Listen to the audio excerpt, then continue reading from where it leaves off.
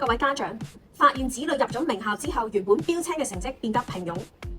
入咗名校，身邊個個都係尖子，明白你而家正在為子女嘅成績點樣喺一眾精英同學之中突圍而出而感到苦惱。事實上，名校生之間嘅競爭係更加激烈。根據坊間嘅調查，名校生補習嘅比率係最高，即係話每位名校生都會補習。明白家長子女在小學嘅成績固然唔錯，但入咗名校之後，要成為 top of the top， 甚至好似我哋呢位舊生一樣成為全港 DSE 英文第一高分。你嘅子女需要一套與日校截然不同，同埋專為名校生而設嘅精英式教學方法。我哋呢個初中英文拔尖課程就係為你嘅子女而設，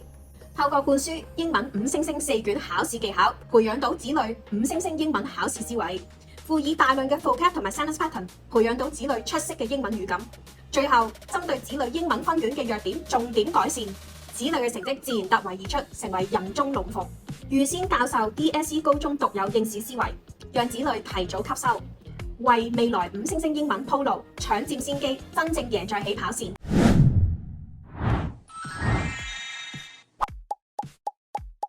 所以各位家長請立即 click 以下呢條 link 查詢或者報名，因為好可能你嘅子女就係下一個最 top 嘅英文尖子，名額有限，先到先得。